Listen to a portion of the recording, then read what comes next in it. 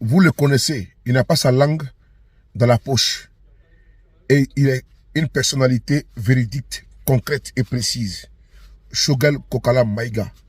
On écoute aujourd'hui une fois de plus encore les révélations de taille devant des panafricains qui sont venus les voir. On écoute le premier ministre du Mali.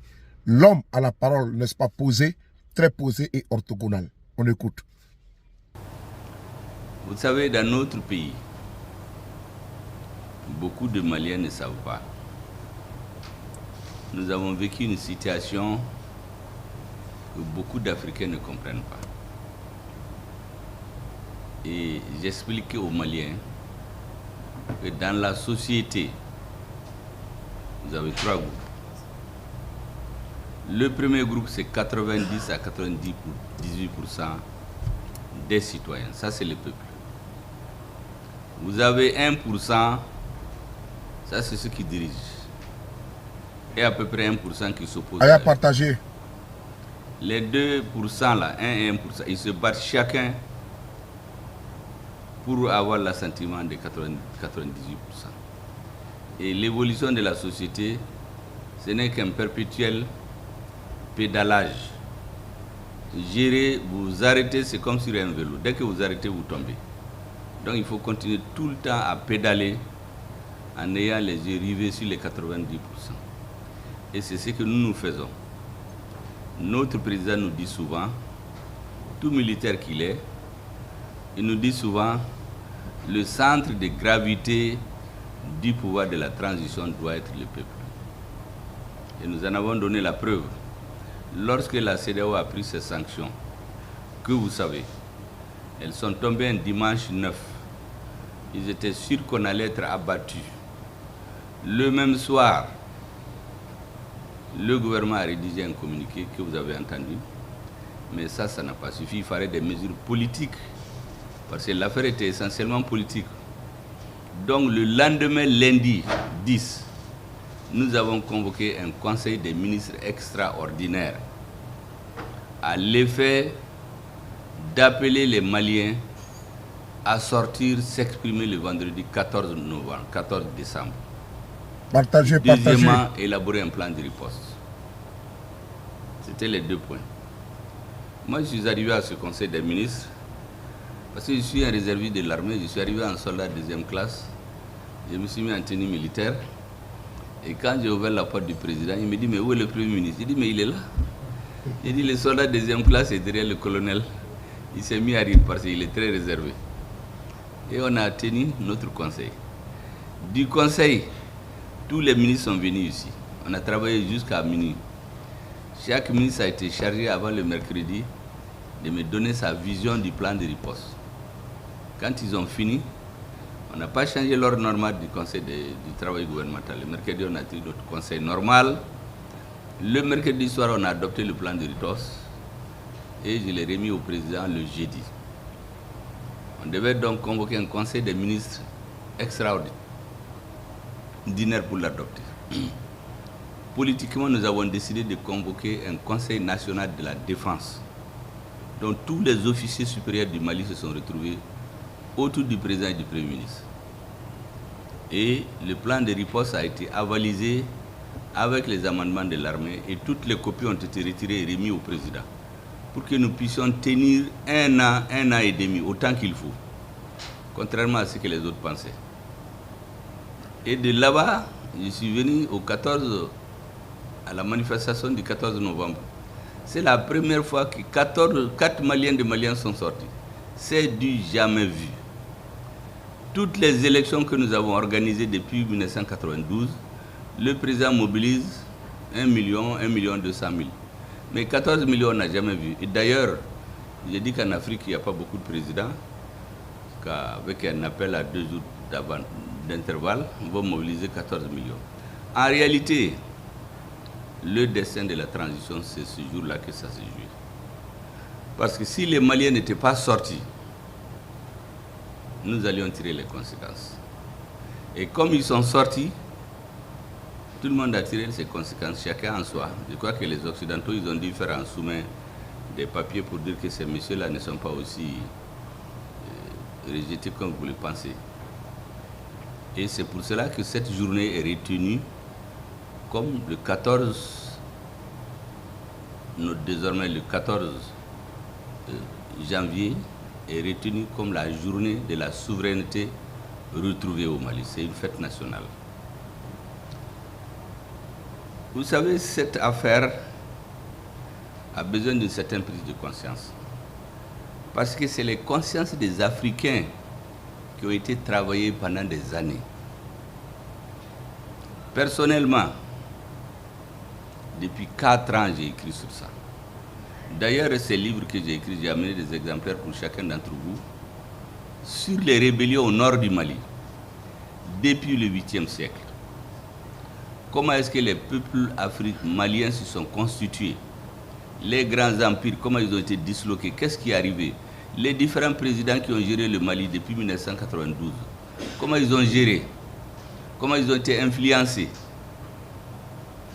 Jusqu'à la fin. Et à la fin, quand Macron est sorti pour menacer les Africains, les appeler pour signer l'accord sur le G5 Sahel, qui était venu ici sur une base illégale. Au début, il n'y avait aucune base légale. Quand il est sorti au sommet de l'OTAN, on l'a demandé si c'est légal. Maintenant, il sort, il vient sur France 24, il menace les présidents. Moi, j'ai fait 2 nuits, je n'ai pas dormi. J'ai fait une tribune que j'ai appelée la faillite de l'État malien. Qui sont les responsables? J'ai payé de moi-même 400 000 francs pour le publier dans la presse. Mais après, on a fait une brochure que vous allez avoir, un petit livre de poche.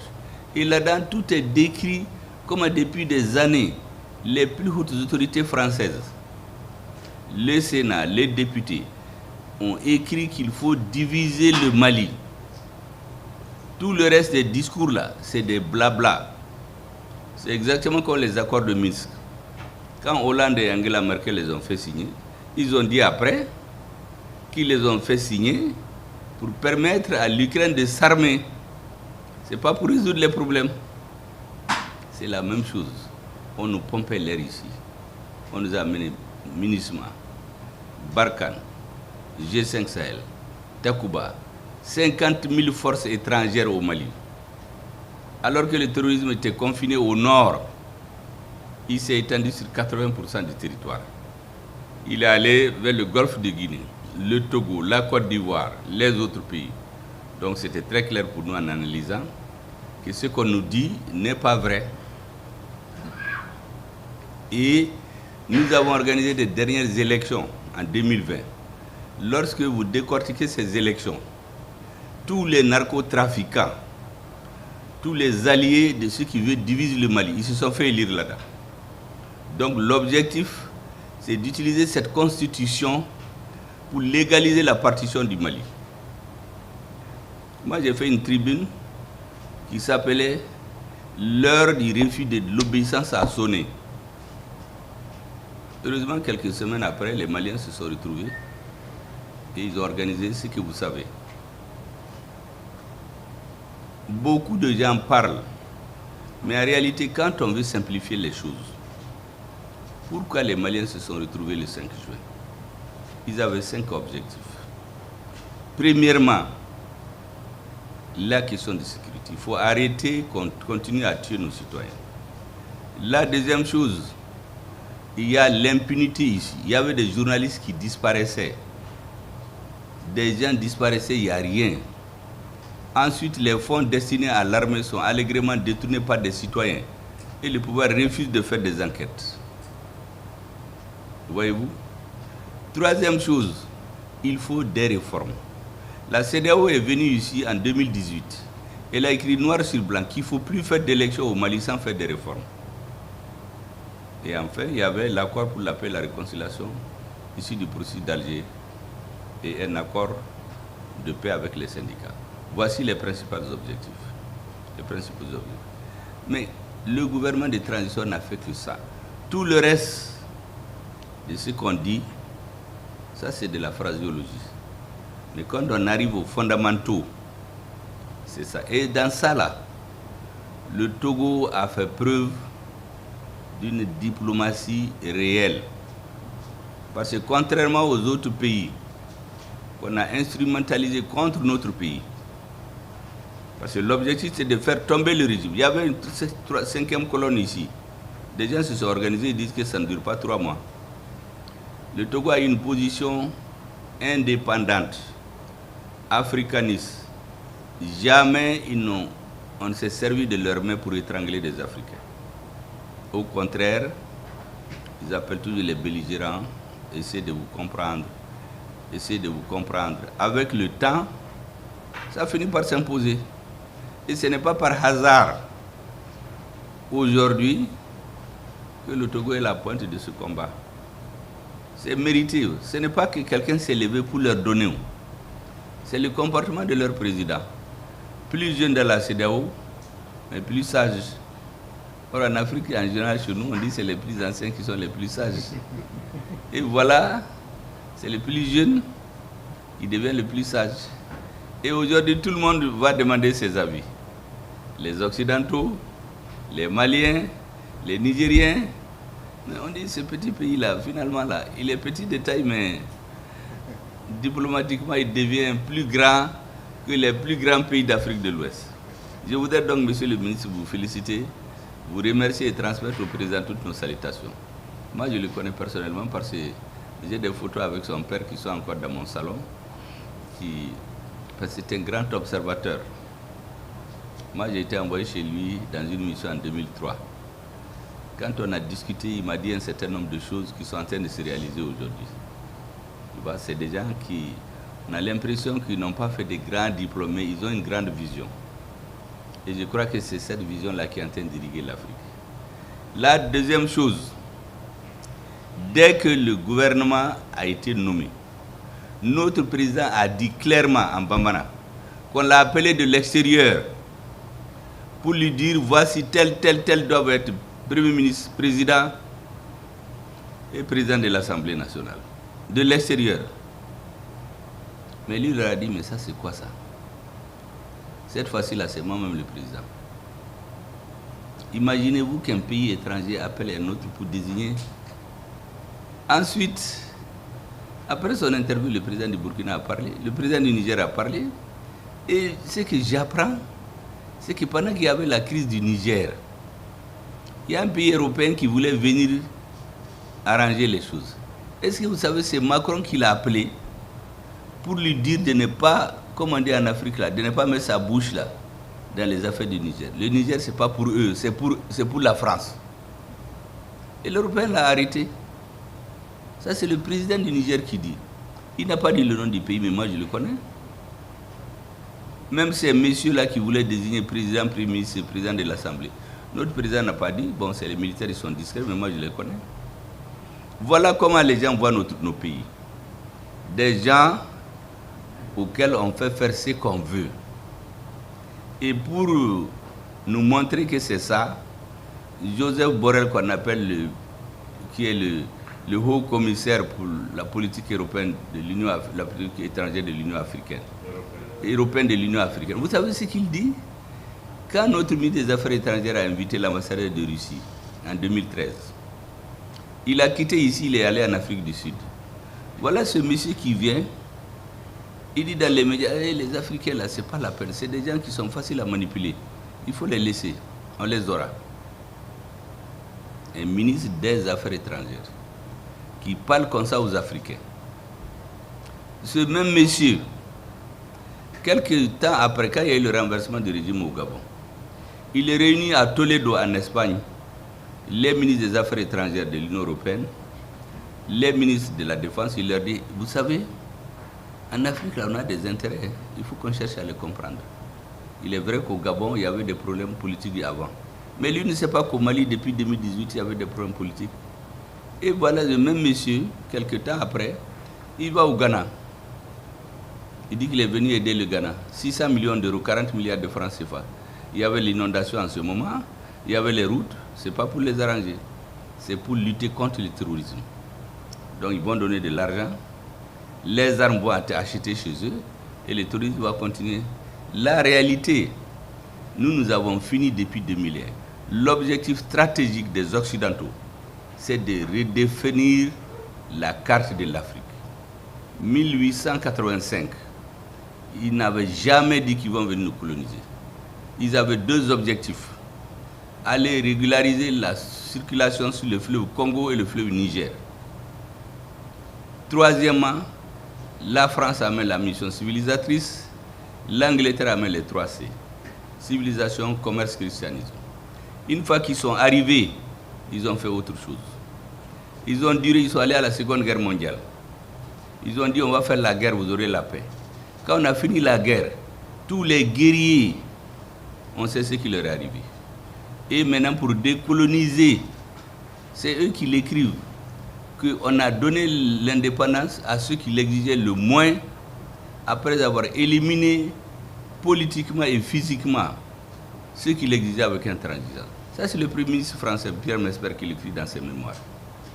Donc, au Cameroun, où ils n'ont pas pu, on a, avec les lance-flammes, on a brûlé des villages, on a tout fait. En Algérie, même des fosses communes, on a enterré des gens. On a déterré les cadavres pour les brûler et que la cendre aille au feu. Mais les gens qui ont fait ça, on les présente comme des démocrates. Et j'ai dit aux gens que les deux hommes illustres, les plus illustres de l'histoire de la France, c'est Napoléon et De Gaulle, qui les a élus au début. Quand la France a pris le pouvoir de Gaulle, au lendemain de la Seconde Guerre mondiale, il a mis un gouvernement intérimaire. Ce gouvernement avait trois composantes. Premièrement, les résistants venus de l'extérieur. Deuxièmement, les résistants de l'intérieur, majoritairement composés de communistes. Troisièmement, les partisans de Vichy, ceux qui étaient à l'intérieur. Et regardez l'avenir. Mais chez nous, on s'assoit là-bas, on sort France 24, on nous pompe l'air, et puis on accepte ce qu'ils disent. Ça, c'est terminé. Quand ils ont fini avec ça, ils ont mis des gens au pouvoir. Quand les chefs d'État ont commencé à comprendre, ils ont amené la démocratie. La démocratie est venue, les termes de l'essence, les prix du cacao, du coton, de l'or, on baisse, la population augmente, on rentre dans les universités, chez les étudiants, on dit, mais ce monsieur-là, c'est à cause de lui que ça ne marche pas dans votre pays. Il faut qu'il parte. On le fait partir. Et on installe un système oligarchique. Détruire les États, détruire les écoles, détruire les systèmes éducatifs, détruire la société, créer des milliers de partis pour des sociétés de 10 millions d'habitants. Et les gens, moi j'ai reçu ici récemment des partis politiques, j'ai dit, mais quelle est votre profession? C'était tous des chômeurs. Donc on crée des partis pour avoir des revenus. Ce n'est pas pour défendre des idées. On a fait un temps, la démocratie, on a fait 30 ans, on a mené le terrorisme. Le terrorisme, l'objectif, c'est d'aboutir dans 30 ans à la désintégration des pays africains. Ce n'est pas compliqué, c'est cette analyse objective que nous avons faite dès juin 2021. Et c'est pour cela que quand le gouvernement a pris fonction, après avoir joué des pieds et mains, pour qu'on ne désigne pas un nouveau Premier ministre, pour que cet alliage-là ne marche pas, 3 jours après, ils ont dit qu'ils vont quitter. Ils ont quitté sans nous aviser. C'est ce que j'ai appelé abandon en plein vol. Mais on a un accord entre nous. C'est à la télé qu'on apprend que vous avez quitté. Le reste, je crois que vous avez pris le relais. Ce qui reste, l'Afrique fonde beaucoup d'espoir sur vous. Je l'ai dit aux Maliens ici, dans tous mes discours depuis 6 mois, moi je ne fais que de l'histoire. Parce que c'est cette partie qu'on nous a cachée. Et vous avez les choses à main aujourd'hui. Il faut redonner aux Africains la confiance. La confiance, c'est la chose la plus importante. C'est la chose qu'on nous a fait perdre. Quand un homme a confiance en lui, il peut tout faire. Les Mali a eu confiance en lui grâce à son armée. Imaginez-vous que quand on a pris Kidal, quand il y a eu des morts, les services secrets des pays occidentaux ont tué les Maliens dans le bateau Tombouctou. La CEDEAO a fait une réunion, ils n'en ont même pas parlé. Aux Nations Unies, ils ne se sont même pas entendus sur une lettre de condoléances aux Maliens. Donc nous avons compris qu'il faut qu'on prenne notre destin en main. Et c'est pour cela que j'ai fini par ça. Notre président a installé ce qu'on appelle le comité de dialogue intermalien. Parce que nous avons une conscience claire que la guerre, on peut la gagner quand on est une minorité déterminée. C'est l'actuelle direction, c'est les 1% là. Mais pour gagner la paix, reconstruire le pays, c'est tous les Maliens. Et c'est là où nous sommes aujourd'hui. Et nous sommes convaincus que les uns et les autres vont venir. Mais ce que vous faites, c'est pour l'Afrique. J'ai dit aux Maliens, chaque Malien doit se dire, l'Afrique vous regarde, les Maliens vous regardent, le monde vous regarde, la diaspora vous regarde. J'ai rencontré des groupes d'études de pays occidentaux qui sont en train de faire des simulations. Est-ce que le Mali va tenir? Beaucoup disent, vous savez, c'est les Africains, dans 5-6 ans, ils vont abandonner. Mais s'ils tiennent, il y aura un bouleversement dans le monde. Donc vous avez la clé aujourd'hui de ce bouleversement-là. Parce que nous, on a mis l'étincelle. Hein. Vous savez, les hommes politiques, il y en a des partisans, des gens qui sont pour ou contre nous. Donc, ça ne peut pas prospérer. Mais quand vous prenez les relais avec les ministres des Affaires étrangères, avec des fortes personnalités, ça va s'imposer à la société. Parce que quand toute la société va être irriguée par cette idée-là, les dirigeants là même s'y passent, par l'âge, par autre chose, surtout que certains s'assoient dans les médias là-bas, pour dire que, vous savez, au Niger et au Burkina, au Mali, ça ne va pas parce que depuis longtemps les militaires ne viennent pas chez nous. C'est un militaire chef d'état-major qui va dire ça devant les sénateurs. Et séance tenue, il donne 30 bourses. Des bourses au Sénégal, en Côte d'Ivoire, au Togo et au Rwanda. Ou un autre qui dit il faut les éliminer physiquement. Vous imaginez des gens qui s'assoient pour appeler au meurtre. J'ai demandé au ministre de la Justice de documenter tout ça. Ces messieurs-là, on va les poursuivre un jour ou l'autre. Comment vous pouvez vous asseoir, demander au meurtre des autres? Maintenant, j'ai fini, parce qu'il paraît que le patron, il nous attend. Quand on rentre chez lui, on sort avec ses idées. Et j'aurais beaucoup plaisir à parler avec eux, mais je sais que Diop le fait déjà très bien. Tous ces livres-là que j'ai écrits, j'ai demandé aujourd'hui d'amener pour ceux qui aiment lire. C'est un livre, le premier a été écrit sur la rébellion depuis l'an 800. Le deuxième, c'est une réponse à Hollande, à ce monsieur-là qui convoque nos présidents. Et le deuxième, c'est un peu une partie de notre histoire. Aujourd'hui, les Africains, quels que soient les bords politiques,